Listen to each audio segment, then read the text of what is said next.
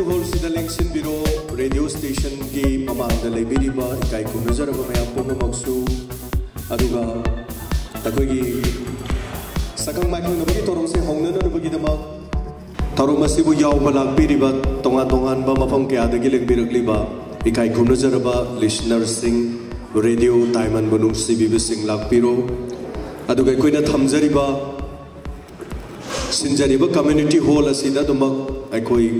Sakang माइखंग नबगी theorem पांगथोकबगा लोइनाना साइसिंग सु मफम असिदा दुमक चागदबनि अदुना लेंसिन बिरंगना नबगी दमक नोलुकचरी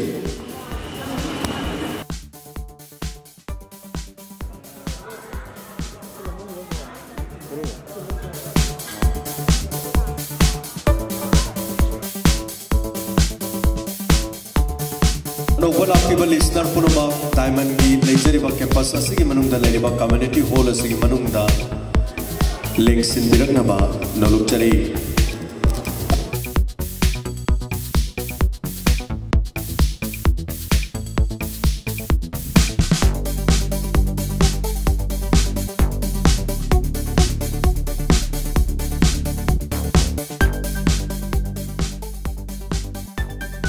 अखोई सिंजरिबा theorem असगी दमा अखोइना खुदकी ओइना हाइजबा तारे लाकपीबा डायमंड रेडियो की थोरम असिबु नुंगसिबिदना लेंबिरकबा हेक्तमक लाकपसिंग अदुदगी हल ओइबा खरदमक इकाई खुनजरगा मयाई तांगबंदा लेंसिन जननबगी इकाई खुनजबु चननबा होनजबनी हाना बारतोन तोबु लेजदे थोरम असिगी लेंबिरकलिबा खुदिमक अखोइना इकाई खुनजबगा लोइनाना अखोइगी सब इंस्पेक्टर एलएम सिंह हाइना खंगनबा लमदिंगदगी अखोइगी आइगी इपा इबुंगो अखोइगी इपासिगी हेक मचानुपादो आइगे स्यामना लुना तिनजबा हाइजबा तारे दुगा सिगी थोरमसिदा मतम काइथोकपिदना एसएस बिगी इंस्पेक्टर ओइबिरबा एलएम सिंह हाइरगा खंगनबा लापोलपा मनिहार सिंह मयाई तांगमंदा लेंसिन बिरकनबा डायमंड रेडियो की माइकेदिगी नोलुकचरी मयामना खुबांग मचाम तंखुबियु तराम दोपियु अहल लेबुंगो सिबु लेंसिन बिरकपदा ngasi Diamond Radio na sandokchariba thorom sing asida halibungona saruk yabiba aikhoida pokta kaya pibiba koina sandokchariba thorom si tabiba sigumba matek charaba mioi amana haijaba tare ado sigumba tanja si logjabani aduga All India Radio da matam koina aikhoigi music ki lamda lebiram laba aigi oza aina saksaba meri thongna changlaba thamoi ni haibadu da tar sahenai khongiba ओजा मुनान all India radio दा हौजिक्ति retire ओइरबा ओजा असि मयाई तांगबंद लेक्सिननबगी खुदों चाबदु पिजरी काई खुने जबुचरी लोइनाना मयाम कोबा मसम the कोबियो थगचरी गसिगी diamond radio की अचंबा अखोइगी सकंग माइखंग नबगी थोरोमसिदा अखोइगी मयाई तांगबंद लेक्सिन बिबा अदुगा Asigi lakpiba sing akoina thodo hindona ming khangjadabsu kyama yawi akoina mayaida lengsil halningba kyama su yawi adubu maraksina akoigi aiba singilakta diamond radio gi diamond gi khoiri role haidana thoroma ma kak sandok jabasida mayamna su sairing yamna thiba tabiraba aiba masu oiba all india radio gi approve akoigi lyrics amasu oibiriba अखोइगी ओजा Surchandra Wangjing दगिसु मयाई तांगबन असिद लेंसिन बिना बैकाई कोनो जबुचरी मयाम कोबाक मचाम दकोबि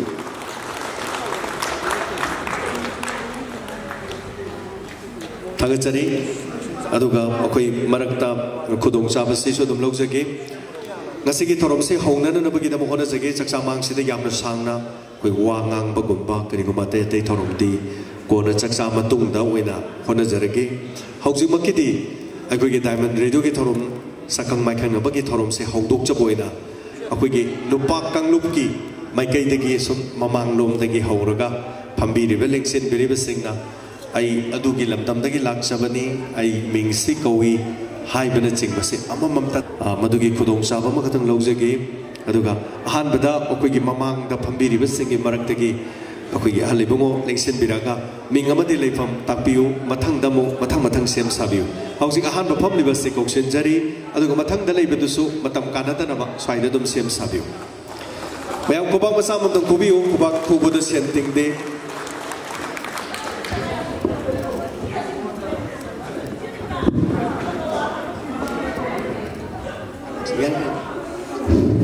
mayam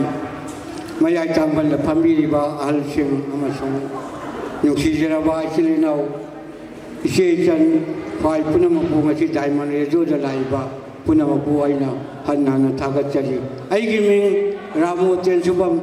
thawal phawjal kairambi dalai jabani ayaki asi harga ido sanjarge mathangda ngasigi toromasibu yawba lakpiba koksinjari minglei pam habiu ha makta diamond rejo poi ni koklonjari ayaki ming RK boy koi yairpuk nerong thenagini Tagachari asigi toromasidu saruk yaba lakpiba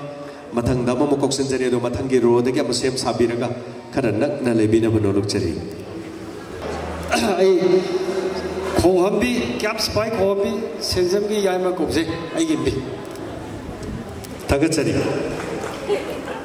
mathangda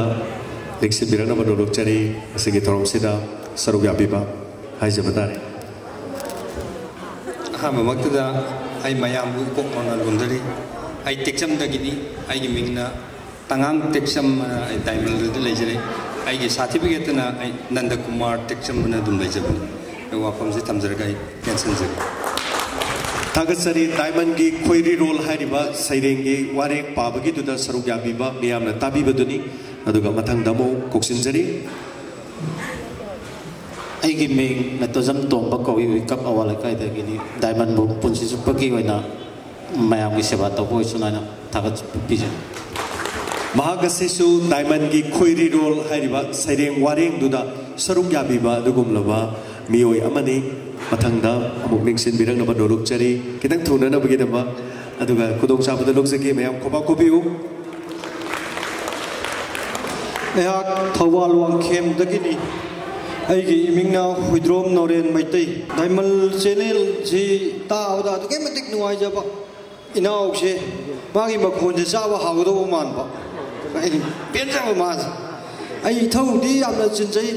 aya matamda yumda kaya sulu jadde ngasi da pu irang lang khara leibase da yumda lejabani aduga aya matamda ai nungdang ji ja semadi inaw gi sima anam ta jare mapong pok kuning makta yai phabada oi biu haidna inaw bu pusi jang na do biu hai bu Tagachari sigumlaba tanja sida akoi bu sogon piba mathangda mo ai tawan khemon lagi sna samdayan da mete Tagachari dayananda maitai tawan khengman dagi mathangda mo ahamba maktada me tamon election diba ahal ahum buksu economy ka sari aduga ngasi lengbiri ba lamlam khuding maktagi lengbiri ba diamond lidio gi thawai mangni khanjari ba khai punam ki mafam economy ka khumno sari ai sha lilong sajing maireng khongdagi bijay laisang them ai wafam matim tang haijoge adu ai gi yamna numai jaba haitare aina yamna numai jaba haidi nungsiba mafam thibaje ngasi mayam punamak thamugi oiba yamna kathukba haitare nungsibagi pumba amakak thiraga mayamna diamond lidio da punamak unajabaje masini akoina thijari jijo yam nungaije aduga ngasi yamba akoi GMC diamond gi mafamda aigi oiba kaidumtang hajaramge akoi gi diamond gi furniture gi achangba khudimak aina mating pangsege haiba wafamjima akoi gi yamdagi nijari Tagachari bizen radio bu yamna nungsiba miyo yamani Tagachari mathangda mo Punamapu ina mamaktada krumzari aigi ming pangamam Nanda Kumar duga aigi leiphamna koigi hiang thangdagini adu koigi ai koigi Sir James Puzo ai haninga leitana thagachawa phongdoksari manamdai koigi sigi diamond radio se steda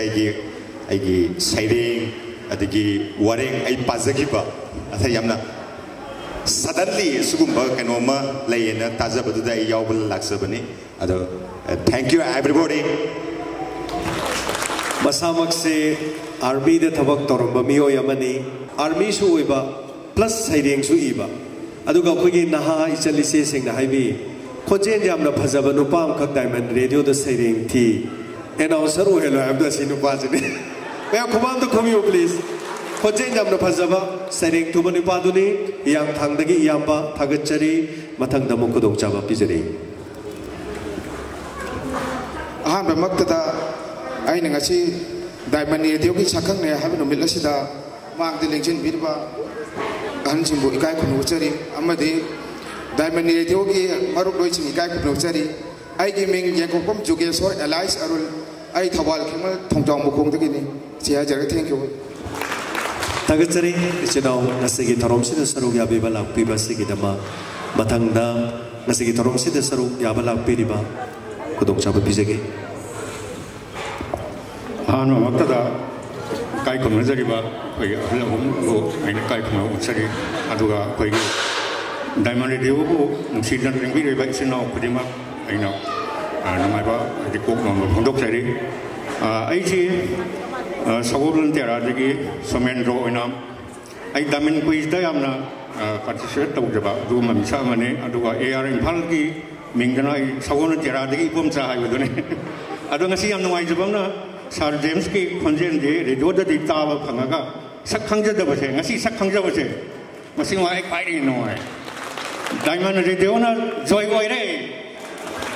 Thagatchari masigi nungai raba thorom sida mapung phan bi basigi daba thorom sida saruk yabi basigi dama mathangda Ahan maktada pumna pui kai khumna jaba kaloi na khurumjari ai samak nongpok ingorok tagi kaisam tom piset Thagatchari ngasi asikong laba Diamond gi sakhang nabagi program ama sinbi duna khonjel khamta taba natana mafam simak yojaduna ekhoi gi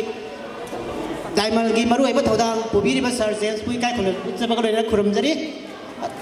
aroi boina sar gi mission amadi sar gi target si mapung phabo ibiu hai si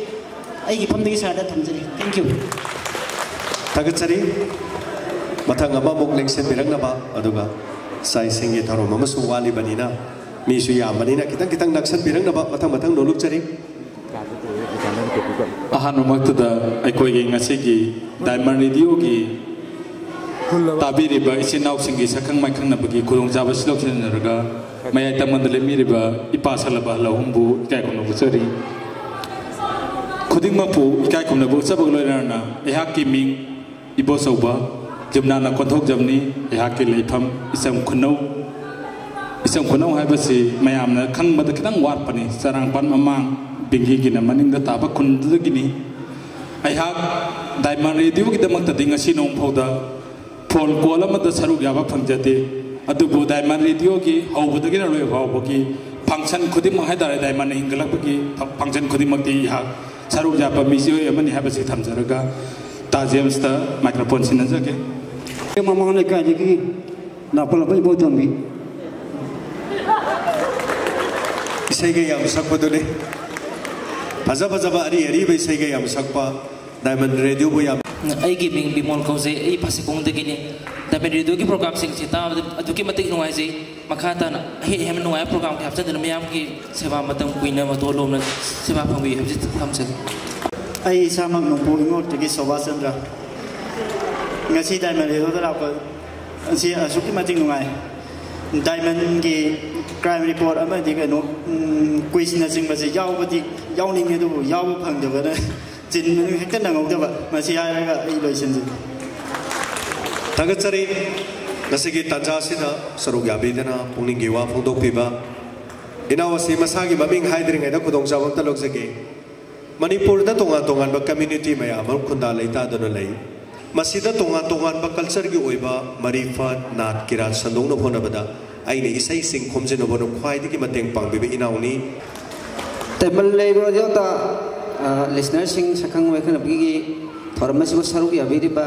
khwai pur puan makti ko no khurumjari ai gi ming MD Rafi Allies IG ai thobal mojing dagi ni Thagatchari mathang dama election biraksi Hanu maktada lesin biri ba pasala ba simu kokor krom jari duga Diamond Radio ki sakang mai khang na balak biri ba chilina ma di ma indon sin bu mun krom jari ga dum kai ming je palak patun khang kan tau jara ni hai tare ai Diamond Radio ta ki pangna la to ba samram mang la kai ta ki Sunil Tonjam koi ki Diamond ki koi ki live phone program ta saruk ya ta ki ba sa bang ne ta MD Abdul Kalam ni Sengmai Zindagi Diamond gi Sai Su Singjubu yam thagasari yamna aphaba ochung punchi nam changbu ochung mayam da khurumjari thagasari Sengmai Zindagi lembirakpani mathang aham waktada mayam wikak no osari ai lamjaw la kai dagi sanathoi ko jam sanathoi na lamjaw dagi tawbuduni singasi sa khangjare sanathoi minga yam sanana leibirame ningsem birakse ai ge beng salam oke umar ko maka laikai harba 91.2 gi level channel sulta zabda ai bai radio gi set laibo ngam da bawda nupi angang yam ishola nei ba bisak amani asgi madik thawai yaw jabagi damakta ngasi asilba timing kai duktuna afam este laksabani thank you all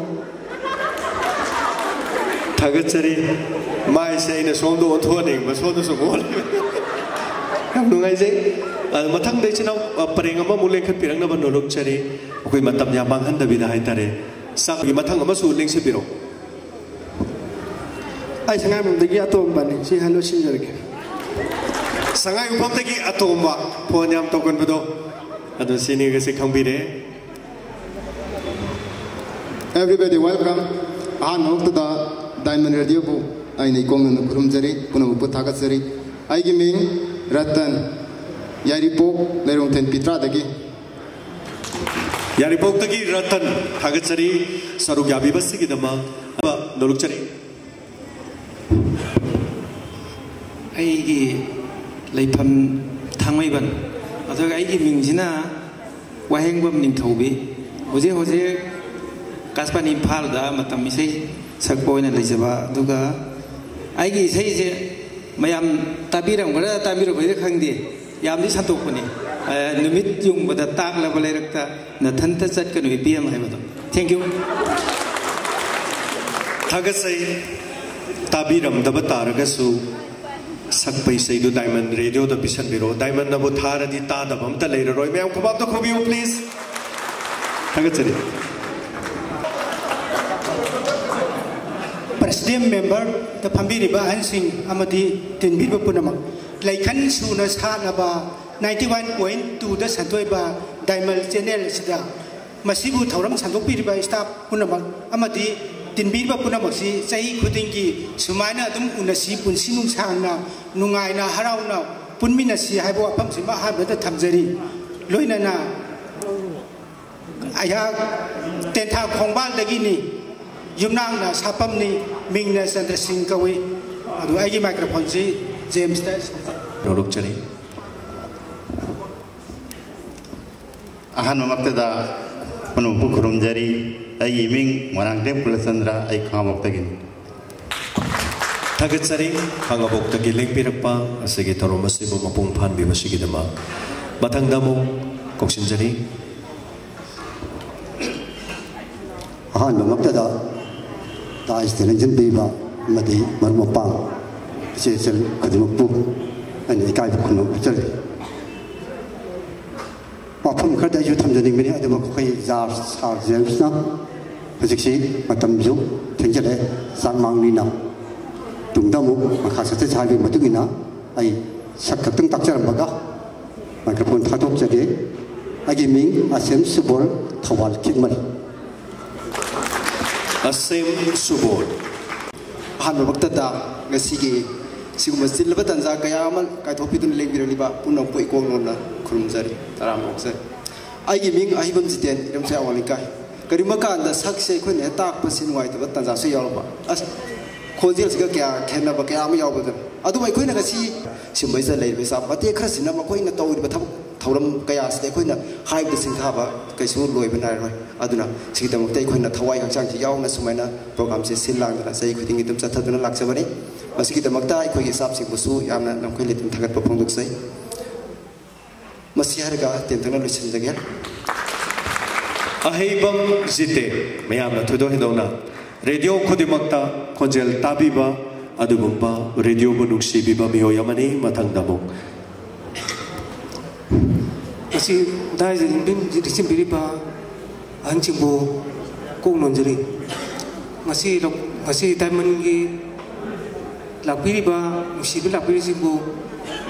aina taram noksari amasung ai wang lefa komdeni wangboy sonakatagi ai giming tai dam tumba ai di enoni isana ai bani writer ni ar kada putok jorba tai dam tumba do isani asi aina se lakjari bise yam nungaje amasung akoi tamo james na ngasi samasida khona jaman ngasi di yam mai pai ma gumba manipusna khara leragadi kasin da midna sing diba singbu khabar pa ba thuk taba akoi gi mam le diba singbu mana ai mata knowledge bibi dana tongning ba khar ka jule jai ma go ba tang mana ai ja che lu ji pumna makpu kurumjari aina yam ten ba wa hem tang hajage diamond radio samasida yamna kana ba wakhal lok sing bibi riba sene namakangni hajage masigi sene nasida phajahan ba haibasi aikoi color singisu achauba daita lei color aikoina phaja phaja ba wafam thangkhala agadi diamond radio si henna mapung phaba sene namo oirakani haibasi thamjaraga ai saktaksage ai khongjom sidagi kilometer ani mukchangjalaga laiba singtham hariba lamdam dudagini aigi ming khangembam nodia san hello ahan bada ngasi lengbi reiba diamond radio ki nungsi jarba listener amari caller sing boi kai khumna busari ai salum phamde ki sasandra aroi bada diamond radio matam sang amyang wi seva to bang ambi haiba wis bizari tagasari oja sarachandra diamond radio ke siguma thoromasida lengbi rakpa dongi matam kai thokpi dona mathangda mo akoi gi tagachari ai khongjom chingtham dagi priobata ai khongjom dagi kilometer ahum changaga laiba chingtham hai khun dagi ni ai isagi ming priobata adu diamond radio na santoiba program khudimo loina bakta jai masida aina khwai dagi hena mayam na jupa na tana ba de khoi crime report khoi sar james na khoi gi mayam da khoi message ka piba amadi khoi gi medamani na khoi patoko matang gi wafam atuki mati miyam na knowledge piba khoi poktak amani haina ai masi wafam thamja ge ru matam puna makta diamond radio bu matam puna makta khoi tung changna khoi leiba ngamba oirasunu haiba ai gi mangol asiba pijari mayang wafam de gi sar james sine tagachari singtham dagi yamna matam mangan biganu yak iram sibai degi asem loken ai di asum taja raga nuai jaba adum ahing hoi inau jina ek luar crime report ki matung lak pa isai nuai madu ba ta ba lor ga i tumje ha thieng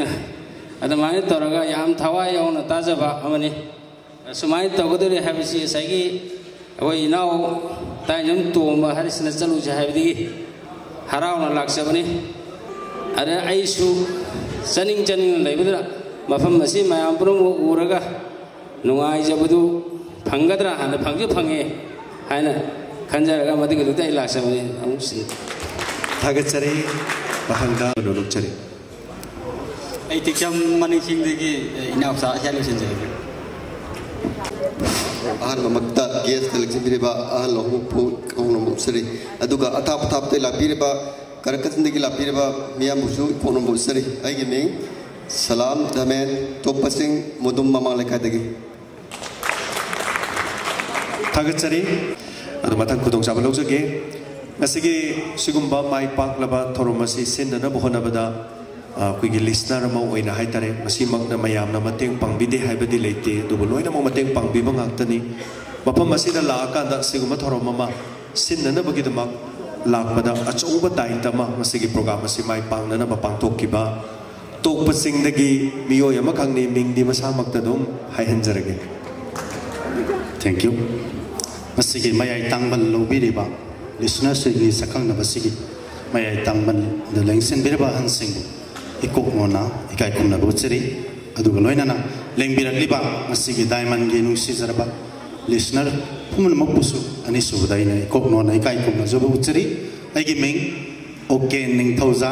tok pasing dagini se hajaraga me amdai bidai lojari thank you akoi wazao ken jina lakpiraga mapam sida lakpi akoi leijari koi listener mayam lei ꯈ꯭ꯋꯥꯏꯗꯒꯤ ꯑꯆꯧꯕ ꯑꯩꯒꯤ ꯄꯨꯛꯅꯤꯡ ꯊꯧꯒꯠꯄꯤꯈꯤꯕ ꯑꯃ ꯍꯥꯏꯇꯥꯔꯦ ꯃꯗꯨꯒ ꯃꯇꯨꯡ ꯏꯟꯕꯤꯔꯛꯇꯅ ꯉꯁꯤ ꯃꯌꯥꯝ ꯂꯥꯛꯄꯤꯔꯤꯕꯁꯤꯅꯤ ꯌꯥꯝ ꯅꯨꯡꯉꯥꯏꯖꯩ ꯅꯨꯄꯥꯔꯣꯝꯒꯤ ꯁꯥꯏꯠ ꯑꯣꯏꯕꯤꯔꯕ꯭ꯔꯥ ꯑꯩꯅ ꯑꯍꯥꯟꯕꯃꯛꯇꯗ ꯃꯌꯥꯝꯕꯨ ꯏꯀꯣꯛꯅꯣꯟꯅ ꯈꯨꯔꯨꯝꯖꯔꯤ ꯑꯩꯒꯤ ꯏꯃꯤꯡ ꯂꯩꯃꯄꯣꯛꯄꯝ ꯃꯦꯝꯊꯣꯏꯕꯤ ꯗꯦꯕꯤ ꯑꯩ ꯊꯧꯕꯥꯜ ꯂꯥꯎꯊꯣꯛꯄꯝ ꯃꯌꯥꯏ ꯂꯩꯀꯥꯏꯗꯒꯤꯅꯦ ꯑꯩ ꯋꯥ ꯃꯇꯦꯛ ꯑꯃꯈꯛꯇꯪ ꯁꯥꯔ ꯖꯦꯝꯁꯇ ꯊꯝꯖꯒꯦ ꯇꯧꯕ ꯑꯩꯁꯦ ꯑꯩꯈꯣꯏꯒꯤ ꯊꯕꯛꯁꯦ ꯈꯔ ꯆꯤꯟꯕꯗꯒꯤ ꯇꯤꯚꯤ ꯌꯦꯡꯕ ꯈꯣꯠꯄꯁꯦ ꯀꯔꯤꯝꯇ ꯁꯪꯖꯗꯕꯀꯣ ꯑꯗꯩꯗ ꯁꯥꯔ ꯖꯦꯝꯁ ꯍꯣꯏꯒꯤ ꯗꯥꯏꯃꯟ ꯔꯦꯗꯤꯑꯣꯁꯦ ꯇꯥꯔꯨꯕꯗꯒꯤꯀꯣ ꯋꯥꯈꯜꯁꯦ ꯑꯩꯈꯣꯏꯒꯤ ꯌꯥꯝꯅ ꯐ꯭ꯔꯦꯁ ꯑꯣꯏꯍꯜꯂꯒ ꯑꯩꯈꯣꯏꯒꯤ ꯌꯥꯝ ꯅꯨꯡꯉꯥꯏꯍꯟꯕ ꯍꯥꯏꯇꯥꯔꯦ ꯔꯦꯗꯤꯑꯣꯁꯦ ꯑꯗꯨꯝ ꯇꯠꯇꯅ ꯇꯥꯖꯔꯒ ꯄꯨꯟꯁꯤꯁꯦ ꯌꯥꯝꯅ ꯅꯨꯡꯉꯥꯏꯕ ꯁꯪꯁꯥꯔ ꯑꯃꯗ ꯂꯩꯍꯟꯕꯤꯕ ꯍꯥꯏꯇꯥꯔꯦ ꯃꯗꯨꯒꯤꯗꯃꯛꯇ ꯑꯩꯅ ꯗꯥꯏꯃꯟ ꯔꯦꯗꯤꯑꯣꯕꯨ ꯂꯣꯏꯅꯅ ꯁꯥꯔ ꯖꯦꯝꯁꯕꯨ ꯍꯟꯅ ꯍꯟꯅ ꯊꯥꯒꯠꯆꯔꯤ ꯂꯣꯏꯁꯤꯟꯖꯔꯦ ꯊꯥꯒꯠꯆꯔꯤ ꯃꯁꯥꯃꯛ ꯁꯔꯀꯥꯔꯒꯤ ꯊꯕꯛ ꯑꯃ ꯇꯧꯕ ꯌꯥꯝ ꯆꯤꯟꯖꯕ ꯊꯕꯛ ꯏꯪꯈꯥꯡ ꯏꯃꯨꯡꯗꯁꯨ ꯌꯥꯝꯅ ꯆꯤꯟꯖꯕ ꯃꯤꯑꯣꯏ ꯑꯃꯅꯤ ꯗꯥꯏꯃꯟ ꯔꯦꯗꯤꯑꯣꯒꯤꯗꯃꯛ ꯃꯇꯝ ꯀꯥꯏꯊꯣꯛꯄꯤꯕꯁꯤꯒꯤꯗꯃꯛ ꯊꯥꯒꯠꯆꯔꯤ ꯃꯊꯪꯗ ꯑꯃ ꯂꯦꯡꯁꯤꯟꯕꯤꯔꯛꯁꯤ ꯂꯦꯡꯁꯤꯟꯕꯤꯔꯤꯕ ꯄꯨꯝꯅꯃꯛꯀꯤ ꯃꯐꯝꯗ ꯏꯀꯣꯛꯅꯣꯟꯅ ꯈꯨꯔꯨꯝꯖꯕꯒ ꯂꯣꯏꯅꯅ ꯃꯌꯥꯝꯒ ꯁꯛꯈꯪ ꯃꯥꯏꯈꯪꯅꯖꯕꯒꯤ ꯇꯥꯟꯖꯥ ꯑꯗꯨ ꯂꯧꯖꯔꯤ ꯑꯩꯍꯥꯛꯀꯤ ꯃꯤꯡ ꯗꯥꯛꯇꯔ ꯅꯣꯡꯃꯥꯏꯊꯦꯝ ꯄ꯭ꯔꯃꯣꯗꯤꯅꯤ ꯗꯦꯕꯤ ꯂꯩꯐꯝꯅ ꯀꯛꯆꯤꯡꯗꯒꯤꯅꯤ ꯑꯩꯍꯥꯛ ꯗꯥꯏꯃꯟ ꯔꯦꯗꯤꯑꯣꯒꯤ ꯈꯣꯔꯤꯔꯣꯟꯒꯤ ꯊꯧꯔꯝꯗ ꯁꯔꯨꯛ ꯌꯥꯖꯕꯅꯤ ꯊꯦꯡꯛ ꯌꯨ ꯈꯣꯏꯔꯤꯔꯣꯜꯗ ꯐꯖꯔꯕ ꯋꯥꯔꯦꯡ ꯁꯩꯔꯦꯡ ꯄꯥꯔꯤꯕ ꯗꯣꯛꯇꯔ ꯄ꯭ꯔꯃꯣꯗꯤꯅꯤ ꯀꯛꯆꯤꯡꯗꯒꯤ ꯍꯥꯏꯕꯗꯨꯅꯤ ꯃꯗꯨ ꯈꯪꯖꯟꯕꯤꯌꯨ ꯃꯊꯪꯗ ꯁꯦꯝ ꯁꯥꯕꯤꯌꯨ ꯑꯃ ꯀꯣꯛꯁꯤꯟꯖꯔꯤ ꯑꯩꯍꯥꯛꯅ ꯑꯍꯥꯟꯕꯃꯛꯇꯗ ꯅꯨꯡꯁꯤꯖꯔꯕ ꯗꯥꯏꯁꯇ ꯂꯦꯡꯁꯤꯟꯕꯤꯔꯕ ꯑꯗꯨꯒꯨꯝꯕ VIP ꯑꯣꯖꯥꯁꯤꯡꯕꯨ ꯊꯥꯒꯠꯆꯔꯤ ꯂꯣꯏꯅꯅ ꯅꯨꯡꯁꯤꯔꯕ ꯗꯥꯏꯃꯟꯒꯤꯗꯃꯛꯇ ꯊꯧꯗꯥꯡ ꯌꯥꯕꯤꯔꯤꯕ ꯑꯣꯗꯤꯌꯟꯁꯁꯤꯡꯕꯨ ꯄꯨꯝꯅꯃꯛ ꯈꯨꯔꯨꯝꯕ ꯅꯨꯡꯁꯤꯖꯕ ꯎꯠꯆꯔꯤ ꯑꯩꯍꯥꯛ ꯅꯣꯡꯃꯥꯏꯊꯦꯝ ꯕꯤꯔꯣꯍꯤꯅꯤ ꯗꯦꯕꯤ ꯀꯛꯆꯤꯡ ꯃꯈꯥ ꯂꯩꯀꯥꯏ ꯑꯗꯨꯒ ꯑꯩꯍꯥꯛ ꯈꯣꯔꯤꯔꯣꯟ ꯋꯥꯔꯤ ꯃꯆꯥ ꯁꯩꯔꯦꯡꯁꯤꯡꯕꯨ ꯌꯥꯝꯅ ꯄꯥꯝꯖꯕ ꯂꯣꯏꯅꯅ ꯉꯁꯤ ꯗꯥꯏꯃꯟꯅ ꯑꯩꯈꯣꯏꯕꯨ ꯄꯨꯊꯣꯛꯄꯤꯕ ꯑꯩꯍꯥꯛꯅ ꯄꯨꯟꯁꯤ ꯆꯨꯞꯄ ꯗꯥꯏꯃꯟꯒꯤ ꯁꯤꯡꯕ ꯉꯝꯃꯔꯣꯏꯗꯕ ꯂꯃꯟ ꯑꯗꯨ ꯇꯣꯟꯁꯤꯟꯖꯔꯤ ꯑꯗꯨꯒ ꯂꯣꯏꯅꯅ ꯃꯇꯝ ꯆꯨꯞꯄ ꯈꯨꯞꯄꯨꯟꯗ ꯏꯁꯣꯔꯅ ꯊꯧꯖꯥꯟꯕꯤꯗꯨꯅ ꯑꯩꯈꯣꯏꯕꯨꯁꯨ ꯄꯨꯊꯣꯛꯄꯤꯕꯒꯤꯗꯃꯛꯇ ꯏꯁꯣꯔꯒꯤ ꯃꯐꯝꯗ ꯌꯥꯝꯅ ꯊꯧꯖꯥꯟ ꯎꯠꯆꯔꯤ ꯂꯣꯏꯅꯅ ꯃꯇꯝ ꯁꯥꯡꯅ ꯄꯨꯟꯁꯤꯁꯨ ꯍꯥꯏꯅ ꯑꯩꯍꯥꯛꯀꯤ ꯃꯐꯝꯗꯒꯤ ꯑꯥꯄꯤꯜ ꯇꯧꯖꯔꯤ ꯊꯦꯡꯛ ꯌꯨ ꯊꯥꯒꯠꯆꯔꯤ ꯗꯥꯏꯃꯟ ꯔꯦꯗꯤꯑꯣꯒꯤ ꯈꯣꯏꯔꯤꯔꯣꯜ ꯊꯧꯔꯝꯗ ꯁꯔꯨꯛ ꯌꯥꯕꯤꯕ ꯑꯩꯈꯣꯏꯒꯤ ꯃꯤꯑꯣꯏꯅꯤ ꯑꯗꯨ ꯃꯊꯪꯗꯁꯨ ꯀꯧꯁꯤꯟꯖꯔꯤ ngasi leibak pokpa numit yai pharaba diamond radio gi listener sing punamaku sakhang mai khangnabagi thauram asida mayai tangban da lengsin biriba ikai khunazariba ahan singi maphamda ahan mamakta dai kongnon jari loinana atopa mapham kaya dagi diamond bunung sibiduna lengbi rakliba ise isar ibung pa ipa ipol imai bel khwai gi maphamda Diamond Radio bu arsiba bibi robagi damakta aina thagat pa phongdok chari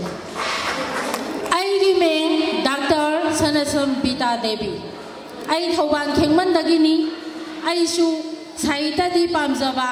adu sum phaba ama toksan jaru banina yamna kanna saita di sangjan bangam jarraba adu gumba yam laibak thirapi misak ama khangni adubu Sir James na Diamond ji puthok pirak padagidi aikoina saigi saitagi saireng bu oiro wari masa bu oiro karigumba kharadang haijaningba pajaningba do sar gi thaujan nagi haijaba tare khori rol da isu wari masa pajaba saireng thijaba misak ama khangni aduna ngasi sinbiriba sakhang mai khangna bagi thauram se aide asuki matik nungai jai mathang sahidasu ngasi lengbi rakliba sigum listener khudingmak Diamond bunung siba khudingmak lengbi ona ai gi sai tagisu aina haijari loinana Diamond gi nuai raba thoram singi manungda ahujik ai gi nakta lepiriba Sir James ki crimes report ta dagadi ai di tumbaya jade asuki matik nungai jai nupi oi bi ai khoi mafamda Manipur da natana atopa mafam singdasu sathariba crime mayam nupana boiro nupi masena boiro sigumba phajagraba aikoina matam mangdana aina suningba tauningba thabak su adumak tauraga yam phajana aikoi samajda message pibiba adugumba thauram amani maramasi mathangda ma lengsin biraksi crime reports miyamna yamna thagat pigabum YouTube to sumiyo lising tara degina lising umpu phawi yengbiba dugumba serial amo oire loinana all India gi oina radio singna sandong liba serial singi manungda crime reports masak khangbire masigi damak to su masigi tabiri ba miyam pono listener pono da tobimal khangbo chari thagat chari han ba makta da lingsin biriba ipa saglaba han sing maru mapang sing amadi diamond radio gi staff sing bu ikai khumna busari aduga ai gi ming thoibi kawi ai texam khono maning sing degin thengi thagat mayam bu khoiram jari ai numai khong degi laksabani ai gi ming stobi kawi ai diamond da pon am toina tawse adu bo amuk phak phak jadare ngasi phone tawgon ba mayam se som do loi le ringa da som do kol ya phangi ngasi je ngasai na masi de le pan nama madi ngasi timbiri pa mayam puno mo pu khurum jari loina na ai sa iring bande kini sanabam ongi indemukhi devi iring bandagi indemukhi mayam bu kurum jari ai numai khong degi ni Ranjana kawi diamond ta ba yam nungai jai thawai yauna ngasi laksari ni ama lapino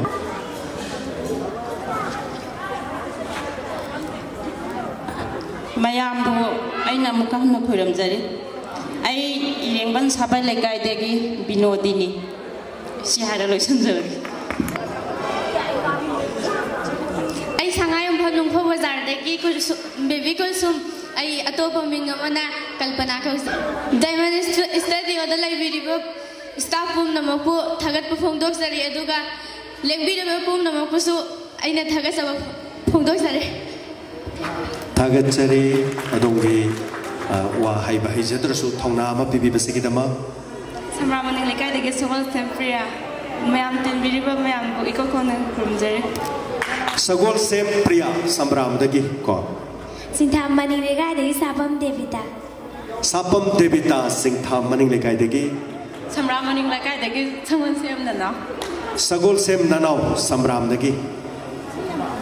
ai singtham dagi abe ngasi diamond da khon myam sakhangna bagi lakbirwa pumna bu haningai tana thagasari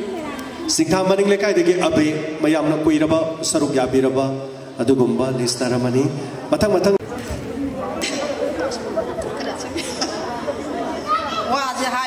Begini, kasi hindi ba kaya punong mo po ay naahan ba da ikong na nakuranjari may ay tamang da lingsan ba kaya punong mo su kaya kunahusari ay wagay terapi tegini ay ipakong si bom da thabi ro hay ba da James babu jo chahiya ma phare thabi rakte ay ipakong je nukti khim thabi ro adugo miya na ina pakong sanjaram ge mayam tabi yu agi pakong je talage nung di nataba nung mukan ba aduga pombi sibal nataba hada hada tonga laiba aduga pukhi nataba lai jai sing laiba si kari pakong no mayam ta phongpi yo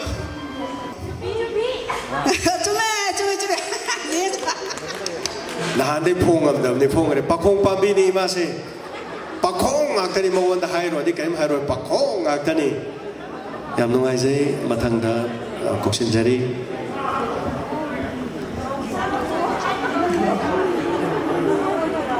kai hai tong nong de ai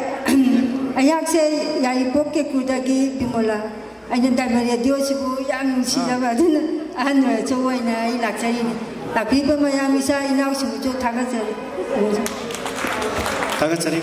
diamond radio gi di ahal aibasi angang dagi hauraga ahal phawbagi saklon da leiba singduni thagasari ai chama wagai tera bisakte ni mingna tamu bi gowe thagasari yam nungai jai ai lamjau dagi indira ko lamjau dagi indira sapam dagi pemesori lamjau nan kai dagi bijayarani lamjau dagi bijayarani Ming se tara ba ngaktani akoi na age sak Tagasari ngasi ekoi ahamba maktada ekoi unaba tuki matik thagasari aduga dais da lengsin biriba ekoi gi pabung singbusu thagasari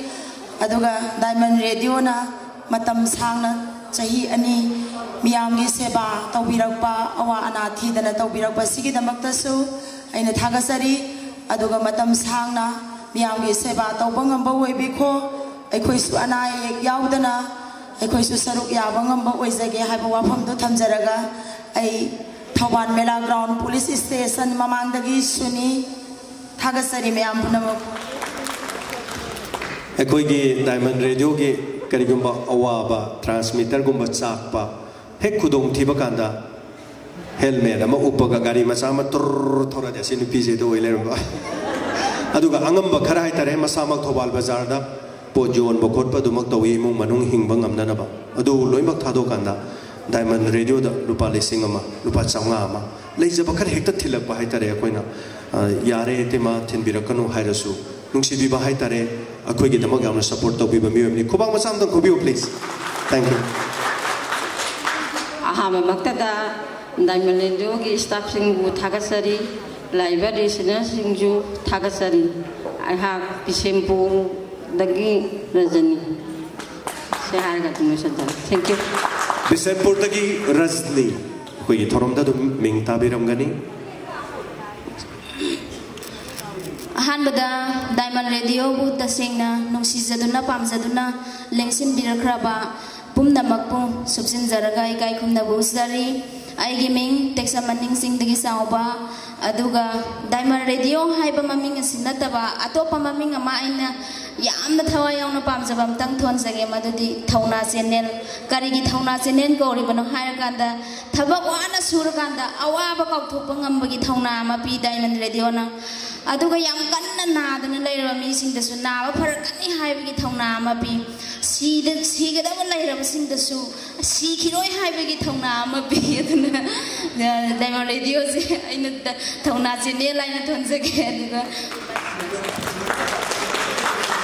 ekoi gi teksam maning sing dagi chauba na mi khonjen ga yam tambado ekoi na mi gi khonjen tamna mone ma no tho koi khonjen tam chalai ni ado maming ga su yam sanai thagachari chalbu ai ahambada mayam punamuku ikokno no kharamjari ina no pi chawbagi wa haichi ai thamoi sengna ya janingi ai gi ming sagon se manorda charangpat maning nikai de thagachari mathang muleng se birakse atai muleng se birakse kitang thuna ba ahanba magda timbiriba miyam punamuku ikokno no kharamjari ai yaripokki kudagi phajabi ngasigi dance da denjeliba ahalorba ipajing kurumjari amadi aigi mangda laibiriba ima event isina mayam buzu kurumjari ai thang konjindagi saitapti sanu Diamond Radio sina horapadagi punsigi oina nahan phangjare sidang ha phangjare nahan kol phangre phone nahan dagi phangdadana sahi ni mulere bodu phangre na tapirami nexindir ahanba maktada ngasigi function asibu saruk yaba lengbiraliba khwai pumnamakpu ahanba maktada ikokno na ikai khumnaba utsari aigi meng Thauban Khekman dagi thoibi si haraga ai loisanjarage thagachari Thauban Khekman dagi thoibi aduga mathangda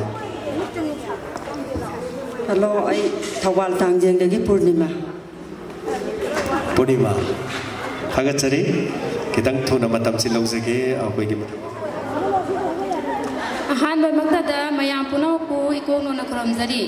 aiha khongjom papandagi konjembam ombi parmeswari aduga program gi matangda kitang mofam amai dang haijaramge akhoi gi Diamond Radio go se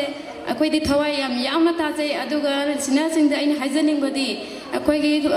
hapta amada kon se nongda adum sarok ya ba haitare amse akhoi kolar chance phang da basin ji khara khanbiraga akhoi gi gap khara kar lai biraga kon tawbiyo haiba phamje sina sing da haijari si haraga ai lasanjar thagachari papal dagi Rameshwari mayam pumnamakpu ahanba maktada ikokno na khurumjari ai sapam dagi omita thagachari